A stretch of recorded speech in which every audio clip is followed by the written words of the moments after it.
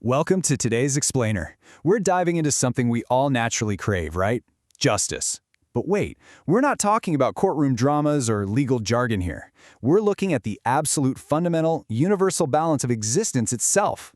What does it actually mean for things to be truly fair? Well, we're going to explore a really profound perspective today that breaks justice down into a framework you might not have ever considered before. So let's just jump right in. Have you ever actually thought about the fact that justice has two totally distinct faces? I mean, usually when we hear the word justice, we picture this single, uniform idea, right?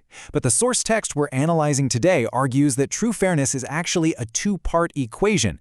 Think of it kind of like a coin. It's got two very different but equally necessary sides.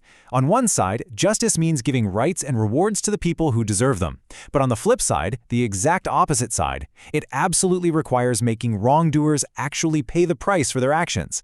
Literally, if either of these two faces is missing, the whole concept of justice, it completely falls apart. The source material breaks this down so beautifully. It introduces a core dichotomy from a foundational text, specifically in a section known as the footnote of the 10th truth. It contrasts musbet adalet, which is positive justice, with menfi adalet, or negative justice. I want you to picture a classic scale in your mind right now. You know, the old school kind with two distinct weighing pans. For that scale to be completely balanced, for actual universal equilibrium to happen, both of these concepts have to be fully operational. If you only have one, the scale tips and fairness is completely lost. So let's zoom in on what that first side of the scale actually looks like. Positive justice. It's incredibly simple, yet so profound. It's basically defined as the act of giving the rightful owner their due right or share. It's the affirmative side, the providing side of the equation. We're talking about provision, sustenance, making sure that what is needed is actually given. And hey, this isn't just some abstract, invisible concept. This positive side of justice is incredibly visible and super active in our everyday lives. Just to give you an idea of its precision, think about your own body for a second. Right now, literally as we speak, millions of your cells are receiving the exact nutrients, oxygen, and energy they need seamlessly, every single second. That microscopic provision, that is positive justice at work. It's constantly operating all around us without us even having to ask. And honestly, we really don't have to look far to see this in action. According to the text, positive justice is largely fulfilled right here in this world. Think about the massive complexity of our ecosystem. Literally every single creature, from a tiny microscopic organism in the ocean all the way up to the largest mammal, receives a share. They're fed, they're provided for, and their basic needs for survival are met within this giant interconnected web of life. This side of the scale, it functions almost flawlessly. The distribution of life's absolute basic requirements happens for everyone, every single day. The right to exist and be sustained is just given. So the positive side of our scale is heavy and it's working perfectly. But then, enter the other side of the coin, menfi adalet, or negative justice. This is the act of disciplining wrongdoers and actually holding them accountable.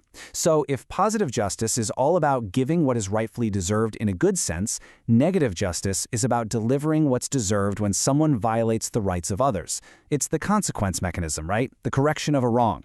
And while that positive side of justice is flourishing all around us, this negative side presents a much, much more challenging reality when we look at the actual world we live in. Which leads us straight to a glaring philosophical gap, the missing piece. Negative justice, this absolutely required accountability, is simply not fully realized in our world. And, well, we all know this, don't we? We see it on the news every day, we read about it in history books. While sustenance and provision are distributed perfectly, terrible deeds and massive injustices often go completely unpunished. People who do terrible things sometimes escape consequence entirely in this life, and that leaves our metaphorical scale terribly, terribly unbalanced.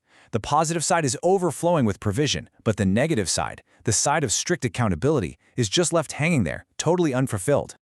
Now this brings us to a really powerful synthesis. We've clearly established that there's incomplete justice in this world. We've got the positive for sure, but we are severely lacking the negative. But wait, rather than this being a reason to just throw our hands up in despair, the text argues something incredible. It says that this very incompleteness actually demands a realm for ultimate completion. It logically proves a necessity. Think about it. If the universe operates on a fundamental principle of balance, which we clearly see in the flawless execution of positive justice, then the glaring absence of negative justice completely justifies the search for an ultimate balance elsewhere. The missing accountability right here, right now, is actually the strongest logical evidence for another realm, a subsequent existence where that scale will finally, perfectly, be leveled. To really anchor this philosophical deduction, the source text points to chapter 6, verse 160 of the Quran, which states, "Whoever comes with a good deed will have 10 times the like thereof, and whoever comes with an evil deed will not be recompensed except the like thereof, and they will not be wronged."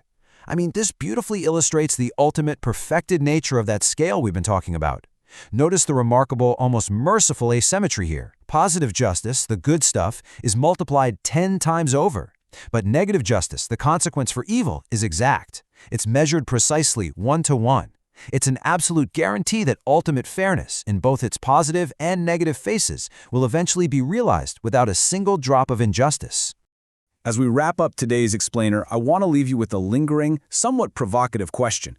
Based on everything we've just uncovered, the perfect, flawless distribution of positive provision versus the often missing accountability for wrongdoings, which of these two faces of justice do you think remains more incomplete in this world? It's a pretty powerful thought to carry with you today as you look at the events happening around you.